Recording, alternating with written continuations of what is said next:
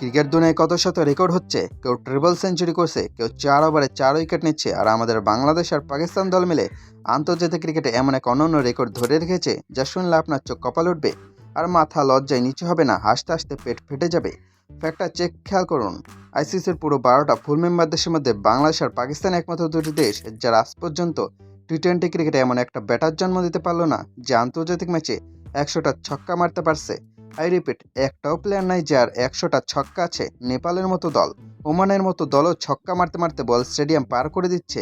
আর আমাদের দেশের হিটাররা সারাদিন ক্রিজে গিয়ে শুধু ডট বলে চাষাবাদ করছে। কেন ভাই?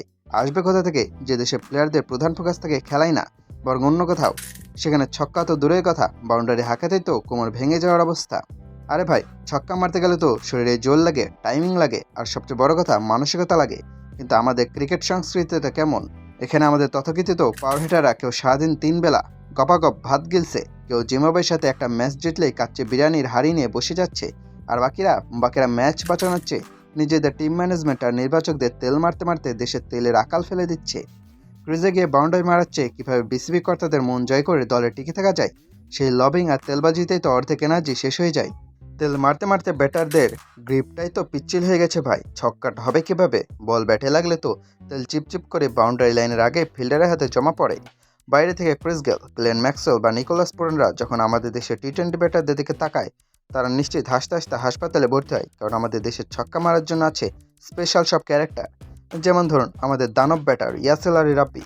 তিনি যখন ক্রিজে আসেন, ধারাভাষ্যকাররা বলেন, এলেন দানব, এবার বল যাবে গ্যালারিতে। কিন্তু রাব্বি ভাই ক্রিজে এসে বলের পর বল ডিফেন্স করে এমন এক দানবীয় রূপ দেখান যে দর্শক নিজেই দানবের মতো গর্জন করতে করতে টিভি ভাঙতে যায়। তারপর আছেন আমাদের 360 ডিগ্রি প্লেয়ার ভাত শামীম। শামীম পাটোয়ারি যখন প্রথম এসেছিলেন সবাই ভেবেছিল বাংলাদেশে এবি ডিভিলিয়ার্স পেয়ে গেছি। হ্যাঁ, ডিভিলিয়ার্স ঠিকই হয়েছেন, তবে তিনি হলেন গরিবের 720 ডিগ্রি ডিভিলিয়ার্স। মাঠের চারিদিকে শট খেলার বদলে তিনি ক্রিজে দাঁড়িয়ে এমনভাবে ঘোরেন যে বল একদিকে যায় আর উনি নিজে অন্যদিকে ছিটকে পড়েন। ছক্কা তো দূরের কথা, উইকেটের পেছনে ক্যাচ দিয়ে ড্রেসিংরুমে যাওয়ার ওনার যে গতি, সেটা অবশ্য 360 ডিগ্রির চেয়েও ফাস্ট। এই তালিকা নুরুল হাসান সোহানকে বাদ দিলে তো পাপ হবে। আমাদের ফিনিশার, আমাদের তথাকথিত হার্ড হিটার সোহান ভাইয়ের মূল শক্তি ব্যাটে না, ওনার মূল শক্তি হলো গলায়। উইকেটের পেছন থেকে বোলিং ভাই দারুণ বল কামান বলে চিল্লাইতে চিল্লাইতে ওনার যে এনার্জি লস হয়, সেটাই ওনার ব্যাটিংয়ের সময় মনে হয় ঘাটতি দেখা দেয়। যখন দল ওনার কাছ থেকে 15 বলে 30 রান আশা করে, সোহান ভাই তখন 5 বলে 2 রান করে প্যাভিলিয়নের দিকে হাঁটা ধরেন। ওনার ছক্কা মারার স্টাইলটা ইউনিক। বল আকাশে ওঠে ঠিকই, কিন্তু সেটা বাউন্ডারি পার হয় না, 30 গজের বৃত্তের ভেতরে ফিল্ডারের বিশ্বাস্য তালুতে গিয়ে জমা হয়। একে বলে খাঁটি বাংলাদেশি ফিনিশিং। তবে একটা সান্ত্বনা আছে ভাই, আমরা কিন্তু একা নই। আমাদের এই 100 ছক্কা নামার দুঃখের সাথে হলো পাকিস্তান। ওই রিলেশনটা খেয়াল করছেন? ওদের বাবর আজম রিজনরা সারাদিন টুকটুক করে খেলে সেঞ্চুরি বানায়, কিন্তু টি-20তে একটা ছক্কা মারতে গেলে মনে হয় যেন জিডিপি গণনা করা হচ্ছে।